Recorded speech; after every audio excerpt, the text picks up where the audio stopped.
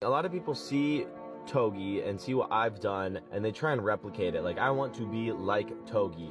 Or even better, we'll use other people as an example. It's easier to talk about it that way. A lot of people see TJR. He just got the Konenzeg. And a lot of people, it's like, that's what I want. I'm going to try and sell a course now. But the problem is, you can't market a course like TJR. You'll never be able to do a course as well as TJR. Or Steve will do it. A lot of people want to make drinking videos or the crazy challenges. You're never going to outdrink Steve will do it. There's always going to be somebody that's, more jacked, smarter than you, seems like they have more potential than you, they just have more going on than you. But here's the thing, is there's only ever gonna be one you, and you're the best at being you. You're the best at least one thing, but it's definitely not what Steve will do it has already conquered. He has already conquered the world for being the best drinker alive. No one will ever best him at that. So don't try and copy what he did. You have to focus on what is right for you. And a lot of people have a really hard time being themselves because of the disapproval of the general population. Here's the thing is TJR, myself, Steve will do it. I don't know why I'm using these three examples again, but it's easy. We all started off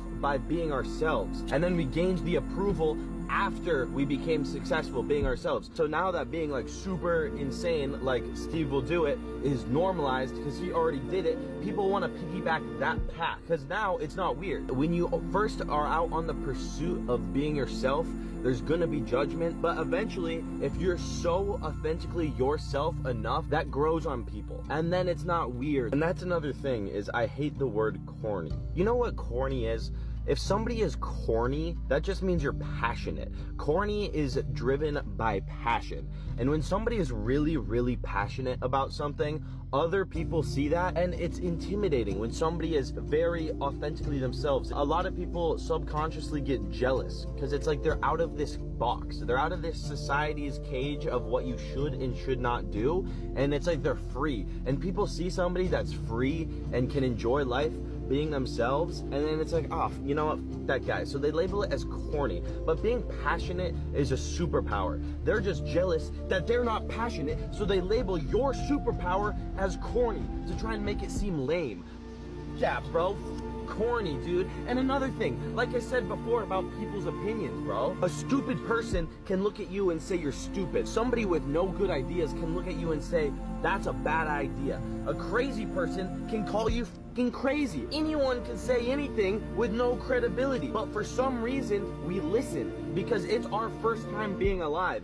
And we're all born that same dumb squishy baby, and navigating this life is extremely intimidating. But you're forgetting that it's just as intimidating for everybody else. If somebody seems like they've got it all together, all put together, and they know exactly the right path, they're lying to you. They're just as scared as you. And the system, they've set it up in a way where there's like a quote-unquote correct path.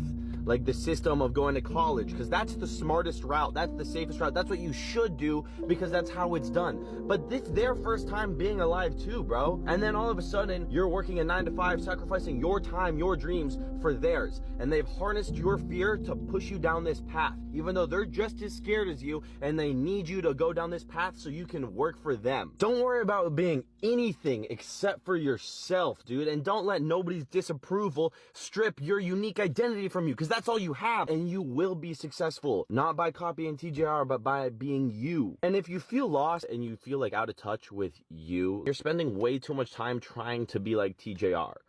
You're never gonna be more TJR than TJR. This sounds like a crazy TJR glitch. I could say this about anybody. You'll never be more Togi than Togi. You have to understand that the next big thing, the next massively successful thing, is something that's never been done before. The next big thing, it's you, bro.